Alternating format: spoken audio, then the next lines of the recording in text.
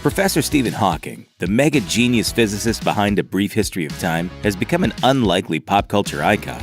But while you may know some of his life story from watching the Oscar-winning film The Theory of Everything, there's still plenty of things you probably don't know about the world's smartest man. Here's a look at what most people don't know about Stephen Hawking. 3 years to live, over 50 years ago.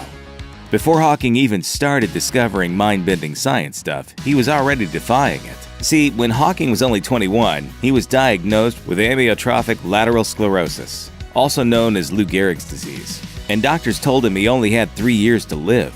That was more than a half-century ago, proving that for all of our knowledge, there's still a lot we don't know yet. Family turmoil. While the popular image of Hawking is loner genius, he's actually been married twice and has 3 children. But as it was shown in The Theory of Everything, neither of those marriages had a happy ending. After leaving his first wife, Jane, for one of his nurses, he later divorced her as well. No matter how smart you are, the one equation nobody has ever quite solved is love. Role model. Given that he's probably the most famous person in a wheelchair this side of Professor X, Hawking has made it part of his life's mission to be a role model for disabled children. Not only has he become involved in numerous charities as well as the Paralympics, he frequently visits disabled children in hospitals in order to show them that no matter how tough things seem, you can still succeed in life.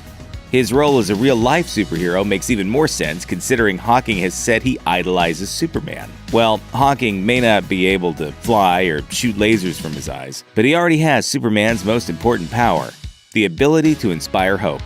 Then again, despite his heroic idol, Hawking wants to explore his bad side in an interesting way. He wants to be a Bond villain. Everyone has to have some kind of goal in life, right? Hawking's is pretty simple. He wants to be a Bond villain.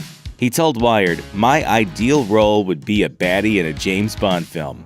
I think the wheelchair and the computer voice would fit the part." How cool would that be? He talks using his cheek muscle.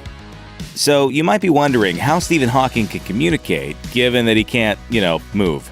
Well, you're wrong about that. He can move his cheek muscle. Basically, there's a laser on his glasses scanning an alphabet of letters. When it points at the letter he wants, he twitches his cheek and it selects the correct letter. It's then fed through the computerized voice box, which was originally given an American accent, even though Hawking is actually British. He said he considered having it fixed, but decided the American robot voice was now kind of his trademark.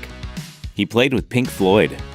Hawking has participated in all sorts of creative projects over the years, from Star Trek to Monty Python to The Simpsons. But perhaps his oddest crossover work was appearing as a vocalist on not one, but 2 Pink Floyd albums. Now we know where T-Pain got his shtick from. It's a big blue watery road. Yeah, beside look at me. He made an anti-obesity video. Of the many issues Hawking has taken a public stand on, one of the closest to his heart may be obesity. In 2016, Hawking made a heartfelt video imploring individuals and communities to work to stop obesity, saying, "The solution is simple: more physical activity and change in diet. It's not rocket science." And for what it's worth, how being sedentary has become a major health problem is beyond my understanding. He believes in aliens. Hawking's a genius scientist, so it makes sense that he believes in life beyond our planet.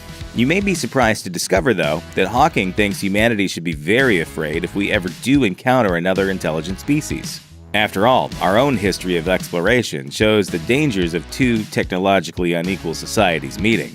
I think the outcome would be much as when Christopher Columbus first landed in America, which didn't turn out very well for the Native Americans.